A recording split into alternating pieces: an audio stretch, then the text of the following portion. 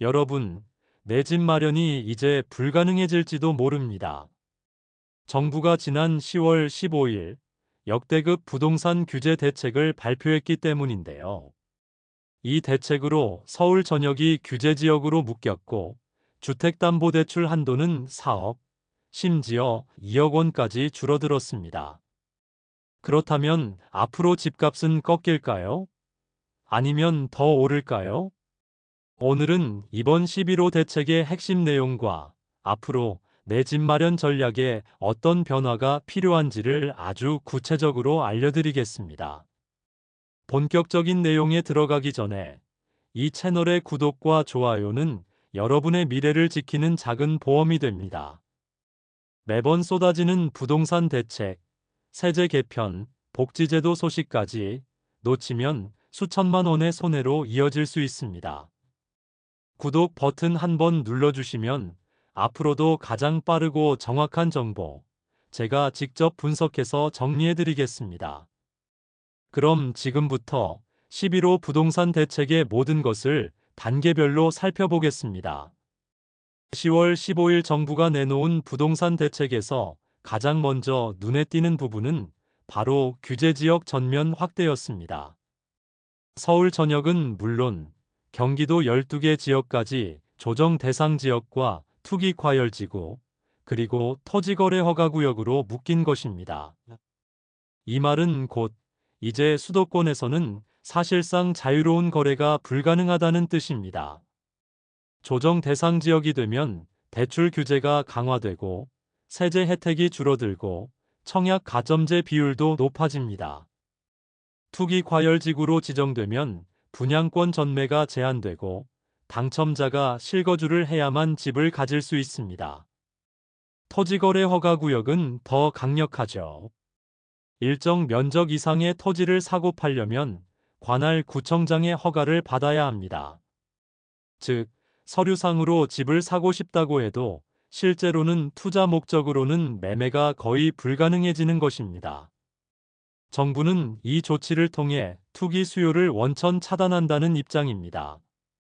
특히 최근 몇 달간 서울 일부 지역에서 매수세가 다시 붙으면서 거래량이 늘고 가격 상승 신호가 보이자 선제적으로 칼을 빼댄 것이죠. 겉으로는 집값 안정이라는 명분이지만 시장의 반응은 엇갈립니다. 예를 들어보겠습니다. 은평구에 거주하는 40대 무주택 어씨는 내 집 마련을 위해 여러 해 동안 청약과 대출을 준비해 왔습니다. 그런데 이번 조치로 은평구 역시 조정 대상 지역이 되면서 대출 한도가 줄어들고 청약 경쟁도 훨씬 더 치열해졌습니다. 집을 사기 위해 열심히 돈을 모았는데 이제는 조건이 더 까다로워져서 오히려 기회가 멀어진 느낌이다라는 것이 그의 하소연입니다. 반대로 다주택자나 단기 투자자들은 이번 규제를 맞아 한동안 매입을 멈추거나 매물을 거둬들일 가능성이 큽니다. 이들은 정부 규제를 잘 알고 있기 때문에 당분간 시장을 관망하며 새로운 허점을 찾으려 할 것입니다. 결국 이 과정에서 거래 절벽 현상이 나타날 수 있다는 게 전문가들의 공통된 분석입니다. 실제로 과거 2017년과 2020년에도 규제 지역 확대 이후 거래량이 급감하면서 집값은 잠시 주춤했지만 오히려 몇 개월 뒤부터 다시 급등세로 전환된 사례가 있었습니다. 즉, 규제의 의도는 분명합니다. 투기 세력을 막아 실수요자 중심의 시장을 만들겠다는 거죠.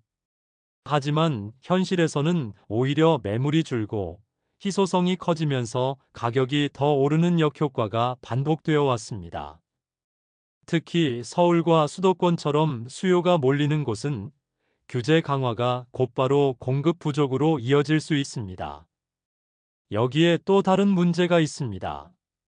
규제 지역으로 묶이면 집주인 입장에서는 세금 부담은 커지고 대출 규제는 강해지고 전매도 막히니 차라리 안 팔고 버티자라는 선택을 하게 되는 경우가 많습니다. 결국 시장에 나오는 매물이 줄어들고 사려는 사람은 많은데 팔겠다는 사람이 줄어들면서 오히려 가격이 방어되거나 상승하는 아이러니한 상황이 생깁니다. 한 부동산 전문가는 이렇게 말했습니다. 정부는 집값을 잡으려고 규제를 확대했지만 공급 대책 없이 규제만 강화하면 장기적으로는 가격 상승 압력을 더 키울 수 있다.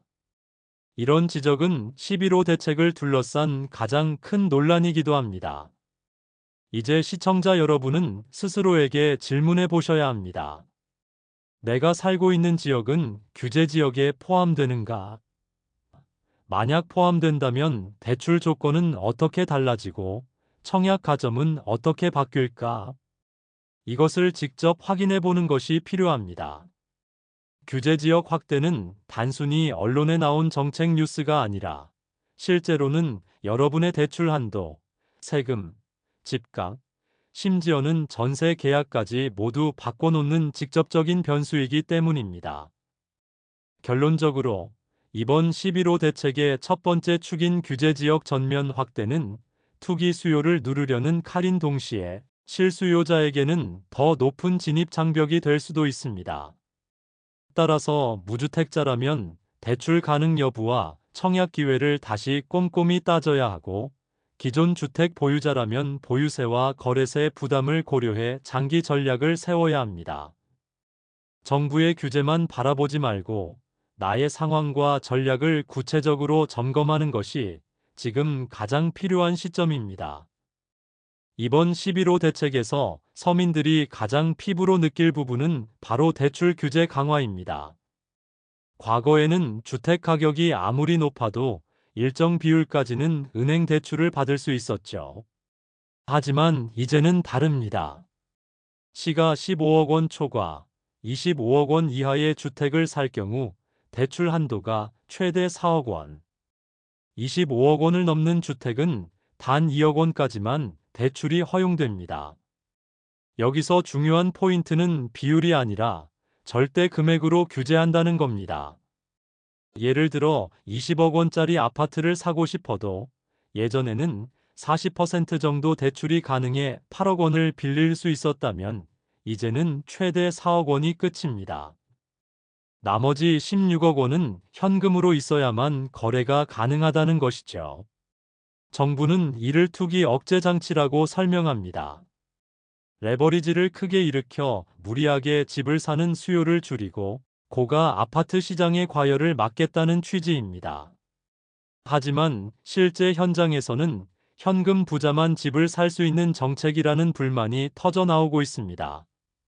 한 예로 송파구 잠실에 거주하는 직장인 B씨 부부는 수년간 모은 저축과 퇴직금 일부를 더해 드디어 18억 원대 아파트를 계약하려 했습니다. 그런데 이번 대책으로 대출은 고작 4억 원밖에 나오지 않자 나머지 14억 원을 마련할 방법이 없어 계약을 포기해야 했습니다. 그는 말합니다. 결국 부동산은 가진 자들의 게임이라는 걸 다시 한번 느꼈다. 우리는 평생 월세나 전세에 살아야 하나 싶다. 여기에 또 다른 장치가 있습니다.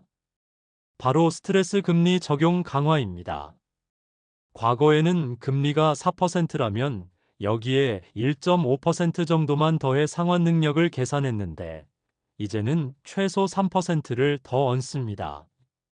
즉, 실제 대출 금리가 4%여도 은행은 7% 이자를 적용한 것처럼 계산해 당신은 빚을 감당할 능력이 없다며 대출을 제한할 수 있는 것이죠. 결과적으로 서민 입장에서는 빌릴 수 있는 돈이 더 줄어들게 됩니다. 여기에 전세 대출까지 관리 강화가 들어갑니다. 그동안 전세 대출은 비교적 자유롭게 활용할 수 있었는데 이제는 다주택자나 고소득층의 전세 대출도 엄격히 제한됩니다. 이는 갭 투자, 즉 전세 끼고 집 사기를 원천적으로 차단하려는 의도가 담겨 있습니다. 물론 이런 조치가 집값 안정에 효과를 낼 수 있다는 기대도 있습니다. 무분별하게 대출을 받아 집을 사던 수요가 줄어들면 당연히 매수세가 꺾일 수밖에 없으니까요. 하지만 반대로 현금 부자만 웃는 세상이 될 거라는 우려도 만만치 않습니다. 서민은 집을 더 멀리하게 되고 결국 부동산 격차는 더 심해질 수 있다는 비판이 제기되는 이유입니다.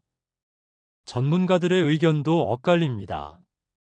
한쪽에서는 부채 의존도를 줄여야 장기적으로 가계부채 위기를 막을 수 있다는 긍정적인 평가를 내놓습니다.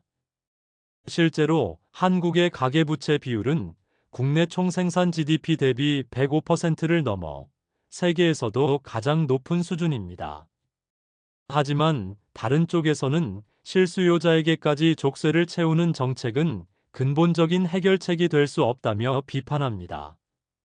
특히 생애 첫 주택을 마련하려는 3040대 젊은 세대의 반발이 클 수밖에 없습니다. 정리하자면 이번 대출 규제는 빚내서 집 사는 시대의 종말을 선언한 것입니다. 집값 안정을 위해서는 필요한 조치일 수 있으나 그 과정에서 서민과 청년층은 더 큰 벽에 가로막히게 됐습니다. 따라서 앞으로 집을 사려는 분들은 내가 얼마나 빌릴 수 있는가가 아니라 대출 없이 얼마나 현금을 준비할 수 있는가를 기준으로 전략을 짜야 하는 상황이 된 것입니다. 결국 이 모든 변화는 우리에게 묻습니다. 당신은 빚 없는 집 마련을 준비할 수 있는가? 이 질문이 이번 11.5 대책이 남긴 두 번째 메시지입니다. 정부는 이번 11.5 대책의 목표를 분명히 밝혔습니다. 집값을 안정시키고 투기 세력을 근절하겠다는 것이죠. 하지만 현실에서 이 조치가 정말 집값을 낮출 수 있을까요? 아니면 또 다른 풍선 효과를 불러올까요? 이 부분이 바로 시장 참가자들이 가장 궁금해하는 대목입니다. 우선 정부의 설명부터 살펴보겠습니다. 규제 지역 확대, 대출 한도 축소, 세제 강화 등은 단기적으로 매수세를 꺾을 수 있습니다. 사람들이 이제 집 사기 힘들다는 인식을 가지면 거래가 줄고 자연스럽게 가격 상승 압력이 완화될 거라는 논리입니다. 실제로 2017년 8.2 대책, 2020년 6.17 대책 당시에도 발표 직후 몇 달간은 거래량이 눈에 띄게 줄었고 가격 상승세가 한동안 멈추기도 했습니다. 정부는 이번에도 같은 효과를 기대하는 겁니다. 하지만 반대편에서는 정반대의 주장을 합니다. 집값은 단순히 수요만으로 결정되지 않습니다. 공급이 함께 따라와야 안정이 가능한데 이번 대책에는 공급 확대에 대한 언급이 거의 없다는 겁니다. 결국 수요는 억제되지만 매물이 줄어드는 결과가 나타날 수 있습니다. 집을 팔려던 사람들은 지금은 세금과 규제가 심하니 차라리 버티자라고 생각하게 되죠. 그 결과 시장에 나오는 매물이 줄고 실수요자들끼리 한정된 매물을 두고 경쟁하다가 오히려 가격이 다시 치솟는 이른바 풍선 효과가 발생할 수 있습니다. 예를 들어보겠습니다. 과거 2020년 정부가 강력한 규제를 내놨을 때 강남 서초의 매수세는 잠시 꺾였지만 대신 규제가 덜한 인천과 경기 외곽 지역으로 투자 수요가 몰렸습니다. 그 결과 인천 송도, 경기 김포, 의왕, 수원 등은 단기간에 아파트 가격이 폭등했고 결국 몇 달 뒤 이 지역들도 추가 규제 지역으로 묶이는 일이 벌어졌습니다. 즉, 한쪽을 누르면 다른 쪽이 튀어나오는 풍선처럼 규제는 시장 전체를 압박하기보다 특정 지역만 자극하는 역효과를 낳을 수 있다는 겁니다. 또 다른 문제는 실수요자의 좌절감입니다.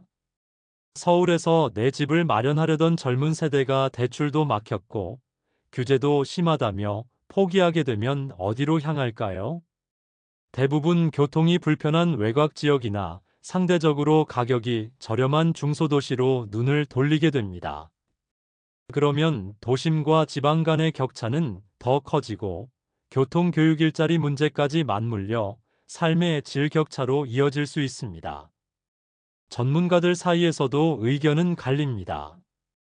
한국부동산연구원의 한 연구원은 단기적으로는 분명 가격 안정 효과가 있을 것이라고 전망합니다.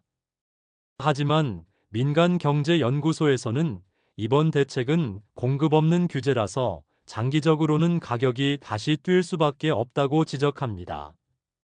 그들은 특히 갭투자 차단만으로는 집값을 잡을 수 없으며 도심 공급 확대와 청년 신혼부부 대상의 실질적 주거 지원책이 병행되어야 한다고 주장합니다.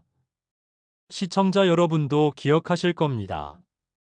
정부가 대책을 발표할 때마다 언론은 집값 잡는다고 했지만 몇 년이 지나고 돌아보면 오히려 더 올랐다는 뉴스가 반복됐습니다. 그 이유는 단순합니다. 사람들은 집을 사는 공간으로만 보는 것이 아니라 투자의 수단으로 보기 때문입니다. 그리고 우리나라에서는 여전히 부동산이 가장 큰 자산 증식 수단이라는 인식이 강력합니다. 따라서 규제만으로는 그 욕망을 꺾기 어렵다는 것이죠. 결국 이번 11호 대책이 시장에서 어떤 결과를 낳을지는 아직 미지수입니다. 단기적으로는 거래량이 줄고 가격이 눌릴 수 있지만 장기적으로는 매물 부족과 풍선 효과로 다시 벌붙을 가능성이 있습니다. 여기서 중요한 것은 개인의 전략입니다. 무작정 집값 떨어질 거야라는 기대만으로 관망하거나 반대로 더 오를 거야라는 불안감에 무리해서 뛰어드는 것은 모두 위험합니다.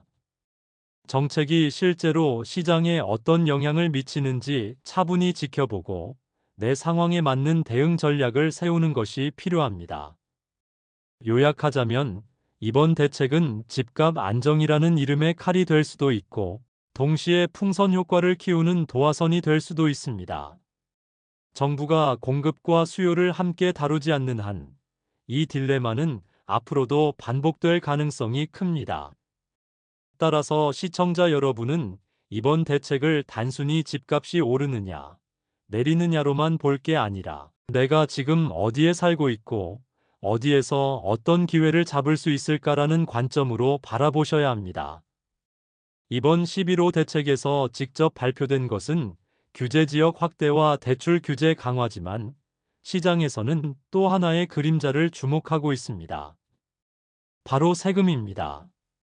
아직 구체적인 안은 나오지 않았지만 정부가 조만간 보유세와 거래세 조정안을 내놓을 것이라는 전망이 지배적입니다. 이른바 다음 폭탄이 대기 중이라는 이야기죠. 먼저 보유세를 보겠습니다. 부동산 시장에서 보유세는 항상 논란의 중심이었습니다. 특히 종합부동산세, 흔히 종부세라고 불리는 세금은 고가 주택 소유자와 다주택자의 불만을 한몸에 받았습니다. 정부는 집을 여러 채 보유한 사람이 세금을 더 내는 것이 공평하다고 설명하지만 실제 현장에서는 세금을 내느니 차라리 팔자라는 움직임과 세금을 내더라도 버티자는 움직임이 동시에 나타났습니다. 결국 세금이 집값을 잡기보다 거래 절벽만 심화시킨 사례가 반복됐습니다. 거래세도 마찬가지입니다. 우리나라의 취득세와 양도세는 세계적으로도 높은 수준입니다. 집을 살 때는 취득세, 팔 때는 양도세, 가지고 있을 때는 재산세와 종부세. 이 모든 것이 겹치면서 집을 사고 파는 것 자체가 점점 더 부담스러워지고 있습니다. 그래서 시장에서는 팔고 싶어도 못 파는 집주인과 사고 싶어도 못 사는 실수요자가 늘어나고 결과적으로 거래량이 급감하게 됩니다. 이번 11호 대책 발표 직후 세무업계와 부동산업계에서는 공통적으로 이런 말을 했습니다. 대출 규제가 강해진 지금 다음 수순은 세금 강화일 것이다. 실제로 정부 내부에서도 다주택자 보유세 인상, 단기 매매 차익 과세 강화, 심지어 양도세 완화 대신 보유세 강화로 방향을 전환할 수 있다는 전망이 나옵니다. 왜냐하면 집값이 단기적으로 꺾이지 않을 경우 세금이야말로 정부가 가장 빠르게 쓸 수 있는 수단이기 때문입니다. 그렇다면 이 세금 변화는 누구에게 가장 큰 영향을 미칠까요? 첫째, 다주택자입니다. 특히 수도권에 여러 채를 가진 사람들은 보유세 부담이 크게 늘어날 가능성이 있습니다. 둘째, 은퇴 세대입니다. 자녀에게 물려주기 위해 오래 보유하던 집에도 종부세가 부과된다면 현금 흐름이 막히는 은퇴자들에게는 상당한 부담이 됩니다. 셋째, 투자 목적의 단기 매수자들입니다. 정부가 단기 매매에 대해 양도세율을 더 높일 경우 12년 안에 되팔 생각으로 집을 산 투자자들은 사실상 발이 묶이게 됩니다. 실제 사례를 들어보겠습니다. 성북구에서 2주택을 보유한 60대 은퇴자 C씨는 최근 종부세 고지서를 받아보고 깜짝 놀랐습니다. 예전에는 연간 400만 원 정도였는데 작년에는 800만 원이더니 올해는 1200만 원이더군요. 연금 생활자인데 이걸 어떻게 버티라는 건지 막막합니다. 그는 결국 한 채를 팔기로 했지만 양도세를 계산해 보니 오히려 남는 게 거의 없어 망설이고 있습니다. 이런 사례는 앞으로 더 많아질 수 있습니다. 그렇다면 이런 세금 폭탄이 시장에 어떤 영향을 미칠까요? 단기적으로는 집주인들이 보유 부담을 느껴 매물을 내놓을 가능성이 있습니다. 하지만 동시에 세금 부담을 감당할 수 있는 자산가들은 어차피 버티면 오른다는 심리로 매물을 잠가버립니다. 결국 시장에는 극단적인 양상이 동시에 나타납니다. 일부는 급매로 던지고 일부는 철저히 버티면서 가격 방어에 나서는 것이죠. 전문가들은 이런 상황을 양극화된 시장이라고 부릅니다.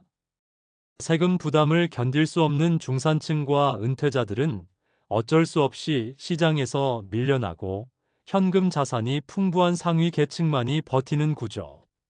그 결과 주택 가격은 일부 구간에서만 떨어지고 나머지는 굳건히 유지되거나 오히려 오르는 기현상이 나타날 수 있습니다. 여러분이 지금 집을 가지고 있거나 집을 사려고 준비 중이라면 이 점을 반드시 고려하셔야 합니다.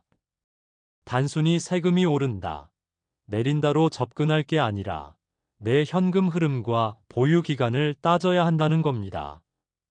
예를 들어 현금 여력이 충분하다면 보유세 인상에도 버티는 게 가능하겠지만 그렇지 않다면 세금이 오르기 전에 전략적으로 매도하는 게 더 나을 수도 있습니다. 결국 이번 11호 대책의 네 번째 함정은 바로 세금입니다. 정부가 언제 어떤 방식으로 보유세와 거래세를 건드릴지는 아직 미정이지만 시장은 이미 긴장하고 있습니다. 시청자 여러분도 미리 준비하셔야 합니다. 특히 은퇴자, 다주택자, 그리고 단기 투자자라면 더욱 그렇습니다. 세금은 단순히 장부상의 숫자가 아니라 여러분의 삶과 직결된 현실의 비용이기 때문입니다. 이제까지 우리는 11호 부동산 대책의 네 가지 축을 살펴봤습니다. 규제 지역 확대, 대출 규제 강화, 풍선 효과 논란, 그리고 세금 폭탄 가능성까지. 그렇다면 이 변화 속에서 우리 같은 실수요자들은 어떤 전략을 세워야 할까요? 단순히 집값이 떨어진다, 오른다라는 전망만으로는 부족합니다. 지금은 철저히 현실적인 전략이 필요합니다. 첫 번째 전략은 무리한 영끌을 피하라는 것입니다. 과거에는 빚내서 집 사기가 유행처럼 번졌습니다. 하지만 지금은 대출 한도 자체가 줄어들었고 스트레스 금리까지 적용돼 사실상 과도한 대출은 불가능해졌습니다. 설령 대출이 가능하더라도 향후 금리 변동과 세금 부담까지 고려하면 무리한 차입은 오히려 파산의 지름길이 될 수 있습니다. 따라서 내 소득과 현금 흐름에 맞는 범위 안에서만 집을 노려야 합니다. 두 번째 전략은 청약 제도를 적극 활용하라는 것입니다. 규제 지역 확대와 대출 규제는 단기 거래에는 불리하지만 오히려 청약 시장에서는 기회가 될 수 있습니다. 특히 신혼부부, 청년, 생애 최초 구입자에게는 여전히 특별 공급 제도가 존재합니다. 이 제도를 활용하면 비교적 안정적으로 내 집 마련을 할 수 있고, 당첨만 된다면 시세 차익을 누릴 가능성도 있습니다. 따라서 무작정 기존 아파트를 사는 것보다 청약 기회를 철저히 계산하고 준비하는 것이 훨씬 현명한 전략이 될 수 있습니다. 세 번째 전략은 지역 분산 투자와 생활권 재점검입니다. 서울과 수도권 핵심지는 규제의 벽이 너무 높습니다. 하지만 교통망이 확충되거나 개발 호재가 있는 중소도시, 비규제 지역은 여전히 기회가 존재합니다. 예를 들어 GTX 노선 예정지 주변이나 산업단지 개발이 진행되는 지역은 규제에서 비교적 자유롭고 가격도 합리적일 수 있습니다. 물론 투기 목적이 아니라 실거주 목적이라면 더욱 유리합니다. 이처럼 삶의 질과 미래의 가치를 고려해 지역을 넓게 바라보는 눈이 필요합니다. 네 번째 전략은 세금 대비와 현금 흐름 관리입니다. 앞서 언급했듯이 세금은 앞으로 가장 큰 변수 중 하나입니다. 보유세, 거래세, 양도세 이 모든 것을 무시하고 집을 샀다가는 나중에 세금 고지서를 보고 깜짝 놀랄 수 있습니다. 따라서 집을 사기 전에는 반드시 예상 세금과 유지 비용을 시뮬레이션 해봐야 합니다.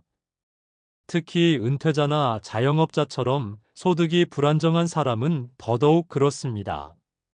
현금 흐름이 안정적으로 유지되지 않으면 세금 폭탄은 집값 하락보다 더 무서운 적이 될 수 있습니다. 다섯 번째 전략은 장기적 관점에서의 포트폴리오입니다. 부동산을 단순히 집 한 채 사는 문제로만 보면 위험합니다. 앞으로는 주택, 금융 자산, 노후 대비 자산을 함께 고려하는 종합적인 전략이 필요합니다. 예를 들어 무리해서 서울 아파트 한 채를 사는 대신 지방의 합리적인 집과 안정적인 금융 자산을 병행하는 방식도 있습니다. 이렇게 해야 정책 변화나 경기 변동에도 버틸 수 있는 힘이 생깁니다. 시청자 여러분, 부동산은 단순한 투자가 아닙니다. 우리 삶의 터전이고 동시에 우리의 노후를 좌우하는 가장 중요한 자산입니다. 정부의 정책은 계속 바뀔 겁니다.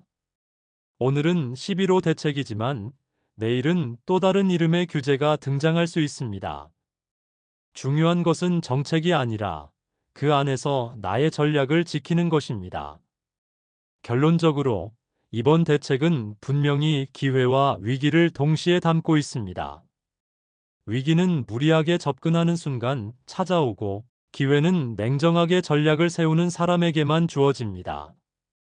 따라서 여러분이 지금 할 일은 단순히 뉴스를 읽는 것이 아니라 내 상황을 냉정히 점검하고 장기적인 전략을 세우는 것입니다. 마지막으로 저는 여러분께 이렇게 묻고 싶습니다. 여러분은 지금 어떤 준비를 하고 계신가요? 이 질문에 대한 답을 찾는 것이 이번 11호 대책을 현명하게 넘어서는 첫걸음이 될 것입니다. 오늘 영상이 여러분께 조금이라도 도움이 되셨다면 그냥 넘기지 마시고 구독과 좋아요 꼭 눌러주시길 부탁드립니다. 여러분의 작은 클릭 하나가 저에게는 큰 힘이 되고 또 앞으로도 중요한 정책과 생활 정보들을 빠르게 전달해 드릴 수 있는 원동력이 됩니다. 여러분의 노후 그리고 가족의 미래를 지켜낼 수 있는 정보.